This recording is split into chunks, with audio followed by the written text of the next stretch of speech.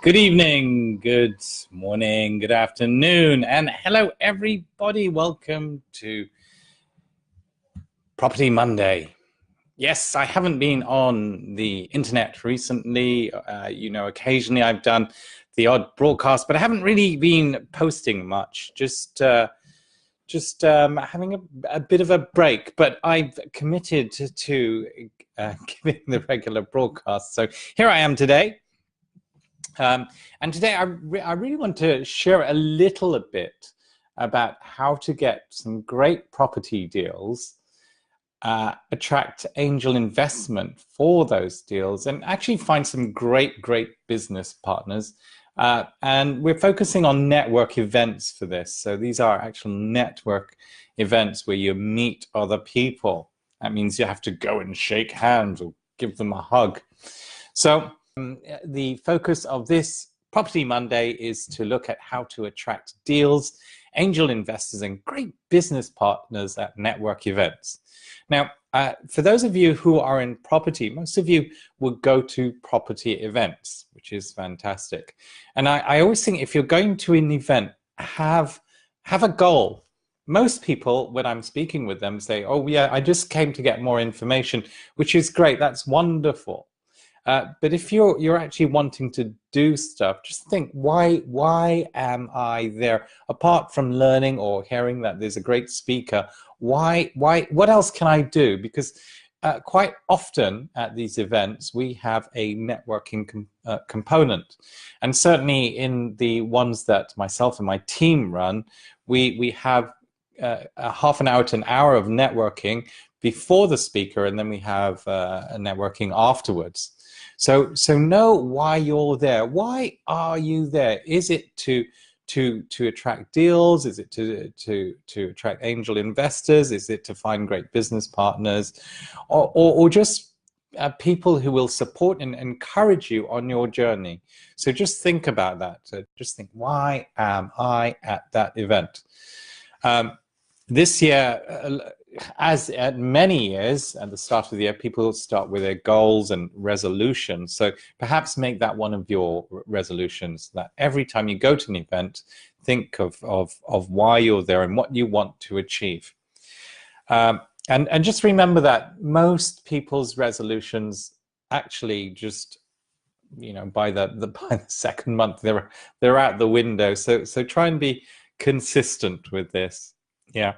Now, when you have to understand a little bit about network events, and that is there's something called the 7 touch. At least it was in it gets longer and longer, I think, the more you're out there. But the 7 touch the 7 touch law at network events is that people aren't going to do business with you straight away. They've got to see you, they've got to feel you, they've got to get to know a little bit about you, and you can't do that in just one event. So you think about how to connect with them if you like them, and this is a very important thing. If you like them, don't just like everybody, because it's not going to work. Just purely because our personalities are very different. Like some of you know, I'm a crazy personality. So some people are just very, to me, straight-laced. It's just never going to work. So I'll end up singing or making jokes or something. So the 7 touch program, when you meet people, is to think, okay, I've met them at the event. How am I going to connect with them 6 more times? So just think about that. Now, in the 7 touch or the program, I normally say, okay, so get their details. Where's my phone? Yes, oh, my phone. Yes, get their details.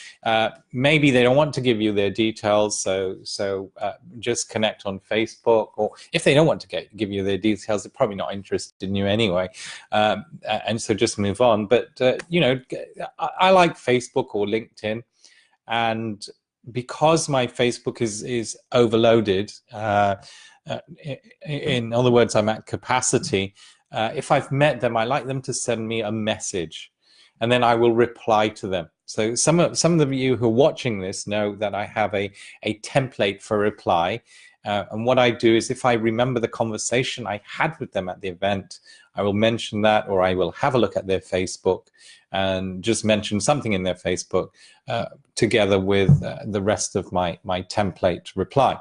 Now, the template reply has a little bit about myself just to help them get to know me more. And then I will look for a reply to that. If they don't reply to me, it just shows me that they probably are very new. They're a noob, and they don't know why they're connecting. so they're not someone you probably want to do business with initially.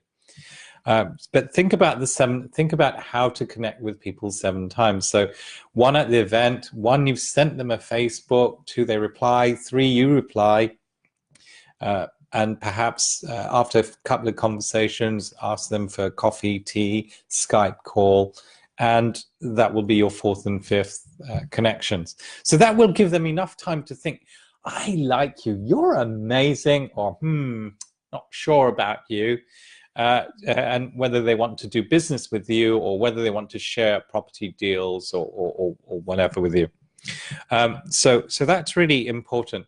And please do remember that it's nothing personal if they don't like you. It's just because they don't connect, or they may be in a different situation. Sometimes people use me for things. I'm not sure why. I'm pretty sure somebody used me to get a boyfriend, but anyway, or to get someone to commit to them by seeing me. Kind of really weird meeting. But anyway, so just think about this, the 7 touch, and how, and come with a goal. Now, when you're at an event, you really want to meet at least 5 people who will have an impact in your life. So have 5 meaningful conversations. And meaningful conversations aren't conversations where you say, oh, like, what do you do? Which is helpful, but the weather's terrible, and avoid these kind of yes/no questions. I always think, I don't know why, but I always think this is very basic. Don't ask like yes/no questions, but so many people do. Yes/no questions don't commit to conversations. A yes/no question is something like, well, just really straight away, what's your name is kind of a yes/no question. It only has one answer, like, my name is Ben, the Doctor Who of business. So, yeah, those kinds of questions. Do you like blue or red? Blue. There's no conversation going there. So trying to have 5 meaningful conversations. Meaningful conversations. You can. So this is what I like to do. Like to ask people about their passions and their hobbies, purely because I want to find out why they're there. In fact, I'll ask them, what is your end goal? Because people, even though we love money and we talk about it, really that's not what you should be about. Most people, they want to have a certain kind of life, or something's going on in the background. There's a lovely lady I met the other day at the GTEx event, which I love, the promoter Simone Vincenzi. But anyway, she sells paintings, very particular kind of paintings. She'll do it for you, and scarves and stuff. And of course, I'm not interested in those things, but she is very persistent. She's very focused. And here's something that you can do as well, is she notices that I like wearing bow ties, and says to me, oh, would you be interested if I made you a specific bow tie? And I'm at the time where kind of most of my bow ties are black. So I said, yeah, sure, why not? And then she said, what color? So I said purple. And obviously I'm interested in that. and she spotted that. So that's why I like to ask people about their passions and hobbies.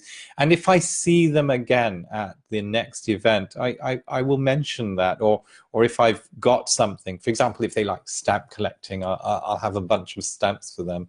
Or if their children suffer from eczema, I suffer from eczema, so I might bring a book or some clips or something, or mention a TED talk that I've watched. So passions and hobbies, why, what is their end goal? These are questions that I like to ask. Now, when you're chatting with people, try not to be an interrogator, which is something I used to do, which is just bombard people with questions.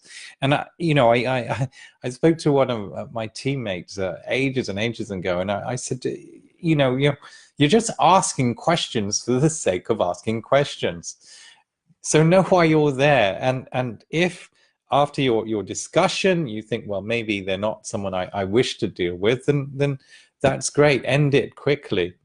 I think it's very important to add value to people, and this is something I'm always sharing about. But sometimes, like, when someone's just asking me hundreds and hundreds of questions, I'm thinking, gosh, I've got goals here as well. At an event, and I don't want to be somebody's kind of walking encyclopedia for the whole event, because they're just like sucking me dry, really. So just be aware of how to walk away from some of those kinds of people until they get to grips with what they actually want. Now, out of the 5 meaningful conversations, if you just find one person that you want to do business with, or do deals with or something, then that's brilliant. But I go for 5, and if you can do 10, because the event's longer. The proper events that we do, it's only in the evening, so I don't have time to find 10 people I want to work with. Oh, by the way, talking about deals, we do actually have a really lovely deal at the moment. So if anybody here who's watching the show, this is my show. Hey, this is so cool. If you're interested in 22% on a deal after about 16 months, do let me know. Private message me or something. Another thing that we can do, back to talking about the conversation, is if somebody says something to you, try and build on what they've said. And because I'm slightly autistic, I do cut across conversations a little bit, which I don't mean to. So, for example, you might ask somebody, ask them about their passions and their hobbies, and perhaps they like computer games, and they say, well, I love computer games, they're the best. So you might say, gosh, I love them. My favorite is XYZ. What about you? What do you get out of computer games? And if you don't like computer games, you could say the same thing. You could say, I don't really understand computer games. They seem to take a huge amount of time. What do you get out of them? So you can see that there's no yes or no ending. It's just building on what they say, and then whatever else they say, you build on it, and that's called the. I should have a law for that, really. The conversational builder. Anyway, guys, I hope this excerpt is useful to you. We have, gosh, every year I think I'm not going to go to events. I'm just going to kind of stay at home and enjoy myself. And in fact, on Christmas Day, I just thought I'd keep away from everybody. But my lovely daughter came over and she said, Dad, I'm going to come and see you. And she was with me till 1 o'clock, which was very nice of her. So remember, just to recap, know why you're at the event, why you're there, other than getting great information. Just reach out to a few people, add value to them, which is a different conversation. So if you're after deals, then perhaps say to the organizer of the event, we at my property event, it's not really mine, but we organize it for people. We actually ask people to come up and say what they want right at the beginning, so that people know I'm interested in deals, or I've got too little time, I'm interested in investing in deals, whatever that is. So know what you want. Try and have 5 meaningful conversations if there are evening events and you've got your job, so you can't do one-day events. 5 meaningful conversations. Maybe take a selfie with them. I always take selfies, and then put it on your Facebook and have a little line about why those people are amazing people that you've met. Ask for conversations. So not yes no questions like, how are you, what's your name, what do you do? Ask about things that might be more meaningful to them, like their passions, their hobbies. What's the end goal? Why are they doing what they do? That's very important. And just one last thing about angel investment. Probably the best events to go for angel investments are not necessarily property events. So property events, because people have been taught a certain way, they will want blood. they want you to pay them blood. So we've met a lot of our angel investors who are outside of the property world at other events, maybe dance events or business events, but just not property.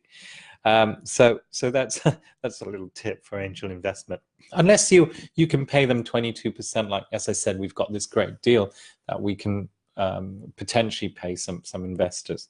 Okay, so guys, I hope you've enjoyed this property broadcast for Property Monday. Tomorrow I'll be online again, and I'll be giving a little talk about business. So thank you for joining me. Thank you to Christopher, Mark, Yelena, Aline, Chris Tolman. My goodness, how on earth are you? Annalise, Nelson, hope to see you in a couple of weeks at the event. Elise and Aishan, Paul. One last thing, we have an event this weekend. This is a paid-for event on content. So this is the content that you need for business. You need it in property. And content is pervasive in everything that you do. What does that mean? That means that you've got marketing content, you've got branding content, you've got sales content, you've got educational content. So where on earth do you put that content, and how can you use that content to attract business, sales, and so on? So if you're interested in coming along, please do let me know. This is Ben Chai, the Doctor Who of business, saying hi and goodbye. And I'll leave you with the heavy metal Doctor Who.